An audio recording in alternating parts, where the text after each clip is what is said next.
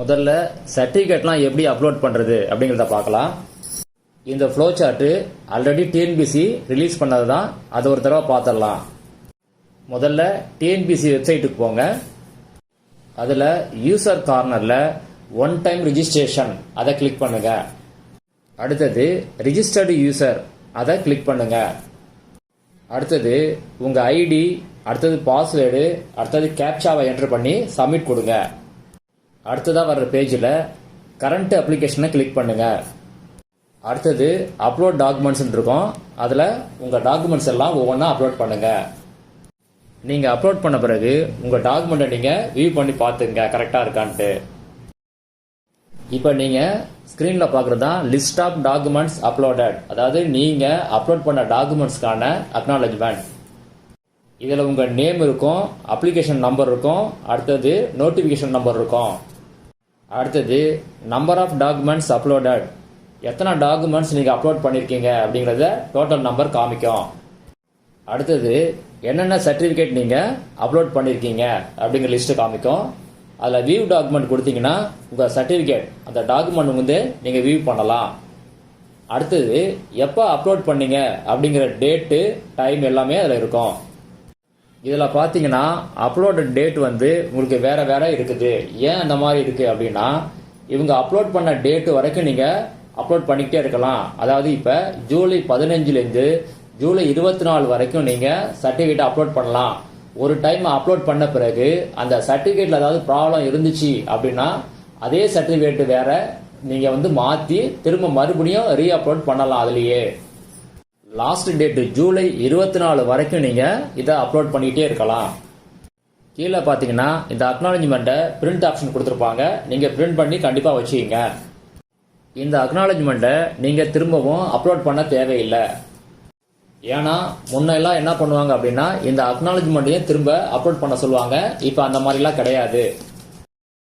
இப்போ நீங்கள் ஸ்க்ரீனில் பார்க்குறது ஏற்கனவே டிஎன்பிசி அப்லோட் பண்ணும்போது எப்படி பண்ணணும்னு சொல்லி சில அப்டேட்லாம் கொடுத்துருந்தாங்க. அதெல்லாம் இப்போ நீங்கள் பார்க்கலாம். இதில் என்ன சொல்லியிருக்காங்க அப்படின்னா, ஒரு முறை பதிவு தளத்தின் மூலம் சான்றிதழ்களை பதிவேற்றம் செய்த பின் மீண்டும் திருத்தம் செய்து பதிவேற்றம் செய்யலாமா? ஒருமுறை பதிவு தளத்தின் மூலம் சான்றிதழ்களை பதிவேற்றம் செய்த பின் சான்றிதழை தவறாக பதிவேற்றம் செய்து இருந்தாலோ அல்லது பதிவேற்றம் செய்யாமல் விடுபட்டு இருந்தாலோ சரியான சான்றிதழை, டேட் இது கிடையாது, ஜூலை 24 பதிவேற்றம் செய்யலாம். இது நான் ஏற்கனவே சொன்னதுதான். அதாவது நீங்க ஓடிஆர் அக்கௌண்ட்ல உங்க சர்டிபிகேட்லாம் அப்லோட் பண்ண பிறகு அதில் ஏதாவது தப்பாக இருந்துச்சு, அதாவது சர்டிஃபிகேட்டில் தப்பாக இருந்துச்சு, அதை கரெக்ட் பண்ணி நீங்கள் மறுபடியும் அப்லோட் பண்ணலாமான்னா கண்டிப்பாக பண்ணலாம். லாஸ்ட் டேட் வரைக்கும் நீங்கள் கண்டிப்பாக பண்ணலாம். அதில் என்ன சொல்லியிருக்காங்க அப்படின்னா, தேர்வர்கள் இறுதி நாள் வரை காத்திராமல் சான்றிதழ்களை உடனே பதிவேற்றம் செய்யுமாறு கேட்டுக்கொள்ளப்படுகிறார்கள். இது ஏன் சொல்கிறாங்க அப்படின்னா, லாஸ்ட் டேல உங்களுக்கு சர்வர் ப்ராப்ளம் வரும், உங்களுக்கு அப்லோட் பண்ண முடியாது, அதனால உடனே பண்ண சொல்கிறாங்க. இதில் என்ன சொல்லியிருக்காங்க அப்படின்னா, தேர்வர்கள் ஒருமுறை பதிவு தளத்தில் சான்றிதழ்களை பதிவேற்றம் செய்த பின் ஒப்புகை சீட்டில் கையொப்பமிட்டு பதிவேற்றம் செய்ய வேண்டுமா? தேர்வர்கள் ஒருமுறை பதிவு தளத்தில் சான்றிதழ்களை பதிவேற்றம் செய்த பின் ஒப்புகை சீட்டை மீண்டும் பதிவேற்றம் செய்ய வேண்டியதில்லை. அதாவது நீங்க எல்லா சர்டிபிகேட்டும் அப்லோட் பண்ண பிறகு வர்ற அக்னாலஜ்மெண்ட்டை நீங்க சைன் பண்ணி திரும்ப அப்லோட் பண்ணணுமா அப்படின்னா அப்லோட் பண்ண தேவையில்லை. ஏற்கனவே சொன்னதுதான் அது. இதில் என்ன சொல்லியிருக்காங்க அப்படின்னா, தேர்வர்கள் சிக்னேச்சர் நாட் வெரிஃபைடு என உள்ள இணைய வழியில் பெறப்பட்ட வகுப்பு சான்றிதழ், தமிழ் வழி கல்வி பயின்றோர் சான்றிதழை பதிவேற்றம் செய்யலாமா? சிக்னேச்சர் நாட் வெரிஃபைடு என உள்ள இணைய வழியில் பெறப்பட்ட சான்றிதழ் ஏற்றுக்கொள்ளப்பட மாட்டாது. தேர்வர்கள் முறையான மின் கையொப்பமிட்ட டிஜிட்டல் சிக்னேச்சர், இணைய வழியில் பெறப்பட்ட வகுப்பு சான்றிதழ், தமிழ் வழி கல்வி பயின்றோர் சான்றிதழை பதிவேற்றம் செய்ய வேண்டும். அதாவது நீங்க ஆன்லைன்ல பிஎஸ்டிஎம் கம்யூனிட்டி சர்டிபிகேட் வாங்கியிருந்தீங்க அப்படின்னா அதுல கீழே சிக்னேச்சர் நாட் வெரிஃபைடு அப்படின்னு இருந்துச்சுன்னா அந்த சர்டிபிகேட் உங்களுக்கு செல்லாது, அதை டிஎன்பிசி ரிஜெக்ட் பண்ணிடுவாங்க. அதுக்கு பதிலாக டிஜிட்டலி சைன் அப்படின்னு இருந்துச்சுன்னா அது ஓகே, அதை டிஎன்பிசி அக்செப்ட் பண்ணுவாங்க. இதுல என்ன சொல்லியிருக்காங்க அப்படின்னா, தாயார் பெயரை குறிப்பிட்டு பெறப்பட்ட வகுப்பு சான்றிதழை ஏற்றுக்கொள்ளப்படுமா? அறிவிக்கையில் பிற்சர்க்கை 2 இன்படி தாயார் பெயரை குறிப்பிட்டு பெறப்பட்ட வகுப்பு சான்றிதழ் ஏற்றுக்கொள்ளப்படும். அதாவது என்ன சொல்றாங்க அப்படின்னா, உங்க கம்யூனிட்டி சர்டிபிகேட்ல உங்க அப்பா பேர் இருக்கலாம், இல்லாட்டினா உங்க அம்மா பேர் இருக்கலாம். ஆனா ஹஸ்பண்ட் நேம் வச்சு நீங்க கம்யூனிட்டி சர்டிபிகேட் வாங்கியிருந்தீங்க அப்படின்னா டிஎன்பிசி அதை அக்செப்ட் பண்ண மாட்டாங்க. இதுல என்ன சொல்லியிருக்காங்க அப்படின்னா, இணைய வழி விண்ணப்பத்தின் போது சான்றிதழ் எண்ணை தவறாக பதிவு செய்த தேர்வர்கள் கணினி வழித்தறை சான்றிதழ் சரிபார்ப்பிற்கு சான்றிதழை சமர்ப்பிக்கும் போது கடிதம் ஏதும் பதிவேற்றம் செய்ய வேண்டுமா? இணைய வழி விண்ணப்பத்தின் போது சான்றிதழ் எண்ணை தவறாக பதிவு செய்த தேர்வர்கள் கணினி வழித்தறை சான்றிதழ் சரிபார்ப்பிற்கு சான்றிதழை சமர்ப்பிக்கும் போது கடிதம் ஏதும் பதிவேற்றம் செய்ய தேவையில்லை. அதாவது நீங்க அப்ளை பண்ணும்போது ஆன்லைன்ல ஏதாவது சர்டிபிகேட்டுக்கு நம்பரை தப்பா நீங்க என்டர் பண்றீங்க அப்படின்னா இப்ப ஆன் ஸ்கிரீன் சர்டிபிகேஷன் அதுக்கு என்ன பண்ணுவீங்க, நீங்க சர்டிபிகேட்டை நீங்க அப்லோட் பண்ணுவீங்க. அப்ப சர்டிபிகேட் நம்பர் மாறி இருக்கும். இது எதுவும் ப்ராப்ளம் வருமா அப்படின்னா கண்டிப்பா வராது. டிஎன்பிசி அதை அக்செப்ட் பண்ணுவாங்க. இதுல என்ன சொல்லியிருக்காங்க அப்படின்னா, வகுப்பு சான்றிதழில் தேர்வரின் பெயர் தேர்வரின் தந்தை பெயர் தவறாக இருப்பின் சான்றிதழ் ஏற்றுக்கொள்ளப்படுமா?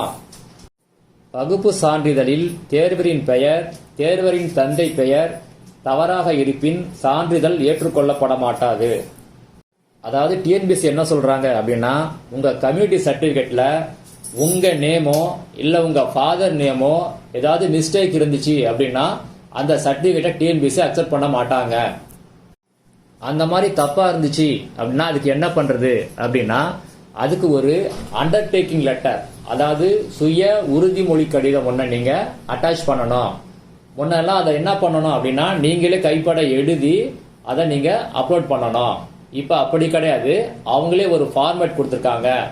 அந்த ஃபார்மேட்டை இந்த வீடியோ லாஸ்ட்ல சொல்றேன், மிஸ் பண்ணாம பாருங்க. இதுல என்ன சொல்றாங்க அப்படின்னா, இணைய வழியில் பெறப்பட்ட வகுப்பு சான்றிதழ் தமிழ் வழி கல்வி பயின்றோர் சான்றிதழில் கையொப்பம் மற்றும் அலுவலக முத்திரை பெற வேண்டுமா? இணைய வழியில் பெறப்பட்ட வகுப்பு சான்றிதழ் தமிழ் வழி கல்வி பயின்றோர் சான்றிதழில் கையொப்பம் மற்றும் அலுவலக முத்திரை பெற தேவையில்லை.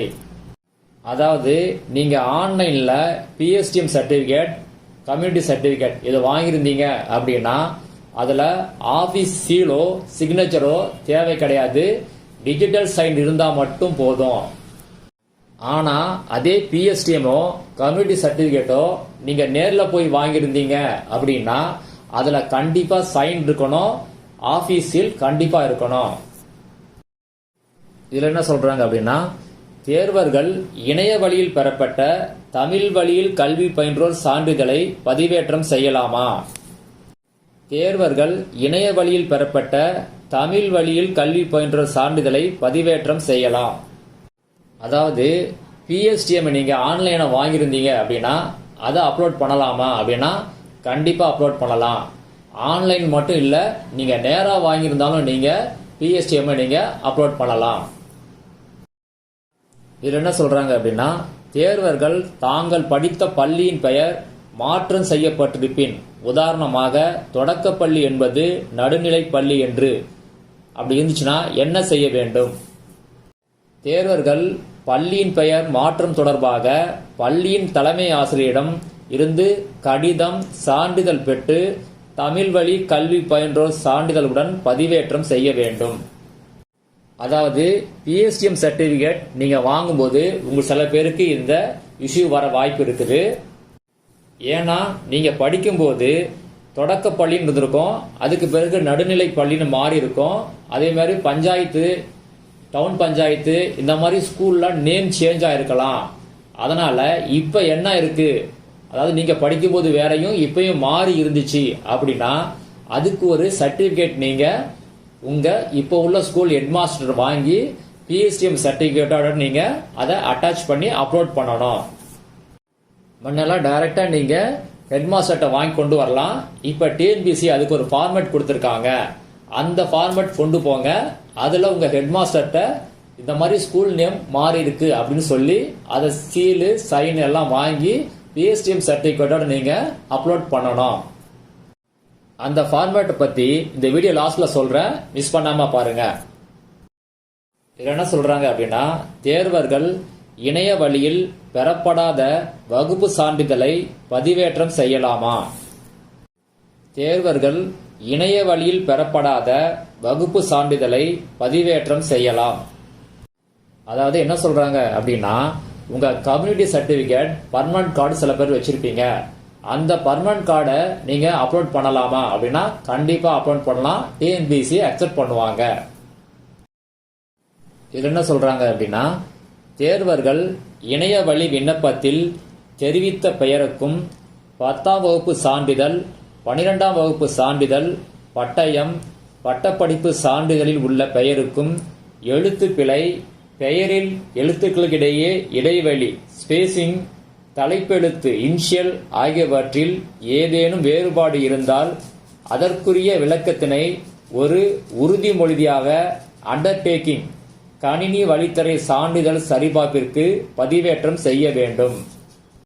அதாவது உங்க 10th மார்க் ஷீட்லயோ இல்ல 12th மார்க் ஷீட்லயோ இல்ல டிப்ளமா சர்டிபிகேட்லயோ இல்ல டிகிரி சர்டிபிகேட்லயோ உங்க நேம்ல ஏதாவது ஸ்பெல்லிங் மிஸ்டேக் இருந்துச்சு, அதே மாதிரி உங்க இனிஷியல்ல எதுவும் தப்பா இருந்துச்சு, அப்புறம் உங்க நேமுக்கு இடையில ஸ்பேஸ் இருந்துச்சு இல்லாம இருந்துச்சு, இது மாறி மாறி இருக்கும் சில பேர். அதாவது இப்ப சிவகுமார்னா சிவா குமார் கேப் இருக்கும், சில சர்டிபிகேட்ல கேப் இல்லாம இருக்கும். இந்த மாதிரி ப்ராப்ளம் இருந்துச்சு அப்படின்னா அதுக்கு டிஎன்பிசி என்ன சொல்றாங்க அப்படின்னா, ஒரு அண்டர்டேக்கிங் லெட்டர் நீங்க கொடுக்கணும். அதாவது இந்த சர்டிபிகேட்டோட அண்டர்டேக்கிங் லெட்டரை நீங்க அப்லோட் பண்ணணும் அப்படின்னு சொல்றாங்க. இதுக்கு முன்னால என்ன பண்ணிருந்தாங்க அப்படின்னா, அதை நீங்களே எழுதி உங்க பேர் இப்படி இருக்கணும், அதுக்கு பதிலாக இப்படி இருக்கு அப்படின்னு சொல்லி நீங்களே ஒரு உறுதிமொழி கடிதம் கொடுக்கணும். இப்ப என்ன பண்ணிருக்காங்க அப்படின்னா, அதுக்குன்னு ஒரு ஃபார்மேட் கொடுத்திருக்காங்க. அந்த ஃபார்மேட்ல நீங்க அதை ஃபில்அப் பண்ணி சைன் போட்டு சர்டிபிகேட்டை நீங்க அப்லோட் பண்ணணும். அந்த ஃபார்மேட்டை வீடியோ லாஸ்ட்ல சொல்றேன், மிஸ் பண்ணாம பாருங்க. இதுல என்ன சொல்றாங்க அப்படின்னா, தேர்வர்கள் 10ஆம் வகுப்பு சான்றிதழ், 12ஆம் வகுப்பு சான்றிதழ், பட்டயம், பட்டப்படிப்பு சான்றிதழை பெற்ற பின் பெயர் மாற்றம் செய்து இருந்தால் கணினி வழித்தறை சான்றிதழ் சரிபார்ப்பிற்கு அரசிதழில் வெளியான அறிவிக்கை, அதாவது கவர்மெண்ட் கெசட் அல்லது உரிய நீதிமன்ற ஆணையை பதிவேற்றம் செய்ய வேண்டும். அதாவது நீங்க படிக்கும்போது இருந்த பேரை அதுக்கு பிறகு நீங்க மாத்தி இருந்தீங்க அப்படின்னா இப்ப என்ன பண்றது அப்படின்னா, கவர்மெண்ட் கெசட்ல உங்க பேரை மாத்திருப்பீங்க இல்லைங்களா, அந்த கவர்மெண்ட் கெசட் காப்பியை நீங்க சர்டிபிகேட்டோட இப்ப நீங்க அப்லோட் பண்ணணும், அல்லது கோர்ட் ஆர்டர் காப்பி இருந்துச்சுன்னா அதை அப்லோட் பண்ணணும். இதை பத்தி டீட்டெயிலா வீடியோ லாஸ்ட்ல சொல்றேன், மிஸ் பண்ணாம பாருங்க. இதுல என்ன சொல்றாங்க அப்படின்னா, மாற்றுத்திறனாளி சான்றிதழை பழைய படிவம் 4இல் கணினி வழித்தறை சான்றிதழ் சரிபார்ப்பிற்கு பதிவேற்றம் செய்தால் ஏற்றுக்கொள்ளப்படுமா? மாற்றுத்திறனாளி சான்றிதழை பழைய படிவம் 4இல் கணினி வழித்தறை சான்றிதழ் சரிபார்ப்பிற்கு பதிவேற்றம் செய்தால் ஏற்றுக்கொள்ளப்பட மாட்டாது. தேர்வர்கள் மாற்றுத்திறனாளி சான்றிதழை அறிவிக்கையின் பிற்சேர்க்கை 2இல் உள்ள உரிய படிவத்தில் பதிவேற்றம் செய்ய வேண்டும்.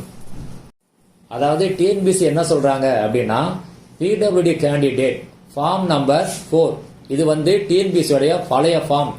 இந்த ஃபார்மை ஃபில்அப் பண்ணி நீங்க அப்லோட் பண்ணீங்க அப்படின்னா உங்க பிடபிள்யூடி சர்டிபிகேட்டை டிஎன்பிசி அக்செப்ட் பண்ண மாட்டாங்க. நோட்டிபிகேஷன் அனெக்சர் 2ல ஃபார்ம் நம்பர் 5, 6, 7 இருக்கு. இந்த 3 ஃபார்ம்ல உங்க போர்டு எந்த ஃபார்ம்ல ஃபில்அப் பண்ணி கொடுக்குறாங்களோ அந்த ஃபார்மை தான் நீங்க அப்லோட் பண்ணணும். அதை தான் டிஎன்பிசி அக்செப்ட் பண்ணுவாங்க. இதுல என்ன சொல்றாங்க அப்படின்னா, இணைய வழியில் பெறப்படாத தமிழ் வழியில் கல்வி பயின்றோர் சான்றிதழில் சான்றிதழ் வழங்கிய அலுவலரின் அலைபேசி எண் கட்டாயம் குறிப்பிடப்பட வேண்டுமா? இணைய வழியில் பெறப்படாத தமிழ் வழியில் கல்வி பயின்றோர் சான்றிதழில் சான்றிதழ் வழங்கிய அலுவலரின் அலைபேசி எண் கட்டாயம் குறிப்பிட வேண்டிய அவசியம் இல்லை. அதாவது நீங்க பிஎஸ்டிஎம் சர்டிபிகேட்டை நேரா வாங்கியிருந்தீங்க அப்படின்னா அதுல அவங்க சைன் இருக்கணும். அதாவது யாரு கொடுத்தாங்களோ அவங்க சைன் சீல் கண்டிப்பா இருக்கணும். சில பேர் போன் நம்பரை எழுதுவாங்க, அந்த ஃபோன் நம்பர் வேணுமா அப்படின்னா டிஎன்பிசி அது கட்டாயம் இல்லை, அந்த ஃபோன் நம்பர் இல்லைன்னா பரவாயில்ல அப்படின்னு சொல்றாங்க. இதுல என்ன சொல்றாங்க அப்படின்னா, ஆதரவற்ற விதவை என உரிமை கோரும் தேர்வர்கள் சான்றிதழை உரிய படிவத்தில் பதிவேற்றம் செய்ய வேண்டும். தேர்வர்கள் சான்றிதழில் தங்கள் பெயர், கணவர் பெயர், கணவர் இறந்த நாள், தற்போதைய மாத வருமானம் ஆகியவை சரியாக இருப்பதை உறுதி செய்ய வேண்டும். மேலும் சான்றிதழை அறிவிக்கையின் பிற்சர்க்கை 2 குறிப்பிட்டவாறு உரிய அலுவலரிடம் பெற்று இருப்பதை உறுதி செய்ய வேண்டும். இணைய வழியில் பெறப்படாத சான்றிதழில் அலுவலக முத்திரை மற்றும் நாள் இருப்பதை உறுதி செய்து கொள்ள வேண்டும். அறிவிக்கை தேதிக்கு முன்னர் அல்லது பின்னர் பெறப்பட்ட சான்றிதழ் ஏற்றுக்கொள்ளப்படும்.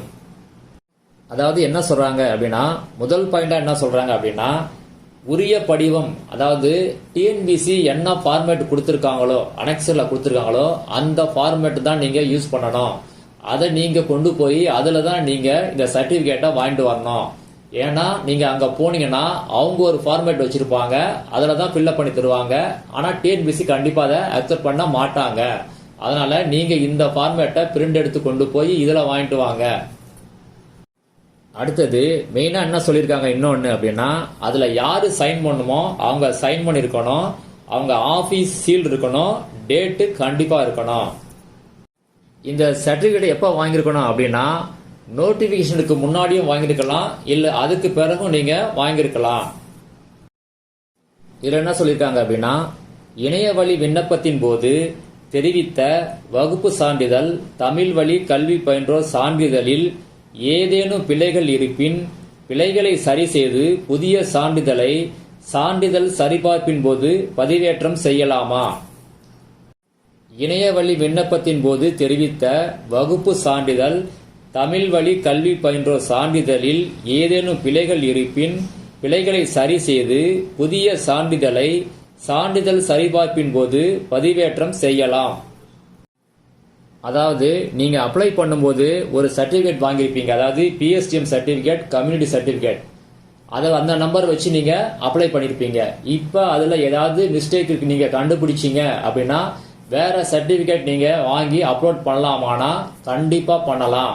அதனால இப்ப ஏதாவது மிஸ்டேக் இருந்துச்சு அப்படின்னா பிஎஸ்டிஎம் அதே மாதிரி கம்யூனிட்டி சர்டிபிகேட் இதை நீங்க இப்ப புதுசா வாங்கி அப்லோட் பண்ணலாம். இதுல என்ன சொல்லியிருக்காங்க அப்படின்னா, மாற்றுத்திறனாளி தேர்வர்கள் மாற்றுத்திறனாளி அடையாள அட்டை, ஐடென்டி கார்டு மற்றும் உதவிகள் பதிவு புத்தகம், பாஸ்புக் ஆகியவற்றை கணினி வழித்தறை சான்றிதழ் சரிபார்ப்பிற்கு பதிவேற்றம் செய்தால் ஏற்றுக்கொள்ளப்படுமா? மாற்றுத்திறனாளி தேர்வர்கள் மாற்றுத்திறனாளி அடையாள அட்டை, ஐடென்டி கார்டு மற்றும் உதவிகள் பதிவு புத்தகம், பாஸ்புக் ஆகியவற்றை கணினி வழித்தறை சான்றிதழ் சரிபார்ப்பிற்கு பதிவேற்றம் செய்தால் ஏற்றுக்கொள்ளப்பட மாட்டாது. தேர்வர்கள் மாற்றுத்திறனாளி சான்றிதழை அறிவிக்கையின் பிற்சர்க்கை 2 குறிப்பிட்டவாறு உரிய படிவத்தில் பதிவேற்றம் செய்ய வேண்டும். இது நான் ஏற்கனவே சொன்னதுதான். அனெக்சர் 2ல ஃபார்ம் நம்பர் 5, 6, 7 இருக்கும். இந்த 3 ஃபார்ம்ல உங்க போர்டுல எதுல ஃபில்அப் பண்ணி கொடுக்கறாங்களோ அதை தான் நீங்க அப்லோட் பண்ணணும். வேற ஃபார்மை நீங்க அப்லோட் பண்ணக்கூடாது. அதே மாதிரி அதுக்கு பதிலாக நீங்க உங்க ஐடி கார்டையோ இல்ல பாஸ்புக்கையோ நீங்க அப்லோட் பண்ணக்கூடாது. அதை டிஎன்பிசி அக்செப்ட் பண்ண மாட்டாங்க. அடுத்தது உங்க நேம்ல ஏதாவது சேஞ்ச் இருந்துச்சு, ஏற்கனவே சொன்ன மாதிரி நேம்ல ஸ்பெல்லிங் மிஸ்டேக், இனிஷியல், ஸ்பேஸ் இதெல்லாம் இருந்துச்சு, ப்ராப்ளம் இருந்துச்சு அப்படின்னா அதுக்கு ஒரு அண்டர்டேக்கிங் லெட்டர் சொல்லியிருந்தேன். அந்த அண்டர்டேக்கிங் லெட்டர் தான் இப்போ நம்ம பார்க்க போறோம். இதோடைய லிங்கை நான் வீடியோ டிஸ்கிரிப்ஷன்ல கொடுத்துருக்கேன். நீங்க அதை டவுன்லோட் பண்ணி அதை பிரிண்ட் எடுத்து அதை ஃபில்அப் பண்ணி நீங்க அப்லோட் பண்ணணும். இப்போ அதை எப்படி ஃபில்அப் பண்றது அப்படிங்கிறத பார்க்கலாம். Undertaking for spelling mistake in the name, mistake in the initial of the candidate in the certificate. First dashல உங்க நேம் எழுதிக்கிங்க. அடுத்த டேஷ்ல உங்க ஃபாதர் நேம் எழுதிக்கிங்க. அடுத்த டேஷ்ல என்ன எழுதணும் அப்படின்னா, உங்க நேம் என்ன தப்பா இருக்கோ அந்த தப்பான நேமை அதுல எழுதிக்கிங்க. அடுத்த டேஷ்ல எந்த சர்டிபிகேட் அந்த சர்டிபிகேட் நேமை எழுதிங்க.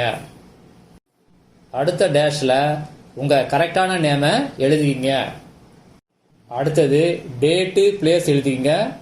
அடுத்தது சிக்னேச்சர் போட்டுங்க. அடுத்தது நேம் எழுதிக்கிங்க. அடுத்தது ரிஜிஸ்டர் நம்பர். அதுக்கு அடுத்தது நோட்டிபிகேஷன் நம்பர் அண்ட் டேட்டு. இது நீங்க அப்ளை பண்ண பிறகு இந்த ரிஜிஸ்டர் நம்பர் கொடுப்பாங்க பார்த்தீங்களா, அதை எழுதணும். நோட்டிபிகேஷன் டேட்டு என்னைக்கு அது நம்பர், அதாவது டிஎன்பிஎஸ்சி குரூப் 4க்கு எப்ப நோட்டிபிகேஷன் தராங்களோ அந்த நம்பரையும் இந்த டேட்டையும் அதில் எழுதணும். இப்போ நீங்க ஸ்கிரீன்ல பாக்குறது கம்யூனிட்டி சர்டிபிகேட்ல உங்க நேம்ல இல்ல உங்க ஃபாதர் நேம்ல இல்ல உங்க மதர் நேம்ல ஏதாவது மிஸ்டேக் இருந்துச்சு அப்படின்னா இந்த ஃபார்மை தான் நீங்க ஃபில்அப் பண்ணி அந்த சர்டிபிகேட்டோட நீங்க அப்லோட் பண்ணணும். இதை எப்படி ஃபில்அப் பண்றதுன்னு பார்க்கலாம். முதல் டேஷ்ல உங்க பேரை எழுதிக்கிங்க. அடுத்தது ரெண்டாவது டேஷ்ல உங்க அப்பா பேரை எழுதிக்கிங்க. மூணாவது டேஷ்ல உங்க அட்ரஸை எழுதிக்கிங்க. அடுத்த டேஷ்ல என்ன பண்ணுங்க அப்படின்னா உங்க தப்பான நேம் இருக்கு பார்த்தீங்களா, அதை எழுதுங்க. அதுக்கு அடுத்த டேஷ்ல உங்க கரெக்டான நேமை எழுதுங்க. கீழே பிளேஸ் டேட்டு போட்டுங்க. அடுத்தது உங்க சிக்னேச்சர் போட்டுங்க. அடுத்து உங்க நேம் எழுதிருங்க. ரிஜிஸ்டர் நம்பர் எழுதிங்க. நோட்டிபிகேஷன் நம்பர், டேட்டு இதை எழுதிடுங்க. இப்போ நீங்க ஸ்கிரீன்ல பாக்குறது பிஎஸ்டிஎம் சர்டிபிகேட் அப்ளை பண்றவங்களுக்கு ஸ்கூல் நேம் சேஞ்ச் ஆயிருந்துச்சு அப்படின்னா இந்த ஃபார்மேட்டை தான் ஃபில்அப் பண்ணி நீங்க பிஎஸ்டிஎம் சர்டிபிகேட்டோட அப்லோட் பண்ணணும். இந்த ஃபார்மை நீங்க ஸ்கூலுக்கு கொண்டு போனீங்க அப்படின்னா உங்க ஸ்கூல் ஹெட் மாஸ்டர் ஃபில்அப் பண்ணி கொடுத்துருவாங்க. இதுல உங்க ஸ்கூல் ஹெட் மாஸ்டருடைய சைன் இருக்கணும், நேம் இருக்கணும், டெஸ்டினேஷன் இருக்கணும், சீல் இருக்கணும். அப்படி ஸ்கூல் ஹெட் மாஸ்டர் இல்ல அப்படின்னா அதுக்கு பதிலாக யாரு இன்சார்ஜ் இருக்காங்களோ அவங்க சைன் பண்ணலாம். சில டைம் என்ன பண்ணுவாங்க, ஏஹெச்எம் இருப்பாங்க, அவங்க இன்சார்ஜா இருப்பாங்க, அப்ப ஃபார் போட்டு அவங்க சைன் பண்ணலாம். அது மட்டும் இல்லாம இதுல ஸ்கூலோட சீலும் கண்டிப்பா இருக்கணும். அடுத்தது உங்க நேம் சேஞ்சா இருந்துச்சு அப்படின்னா கெசட் காப்பியை எப்படி அட்டாச் பண்றது அப்படிங்கறத பார்க்கலாம். இந்த கெசட்ல உங்க நேம் எங்க சேஞ்ச் ஆயிருக்குதோ அதை ஹைலைட் பண்ணி நீங்க அப்லோட் பண்ணும்போது அப்லோட் பண்ணணும்.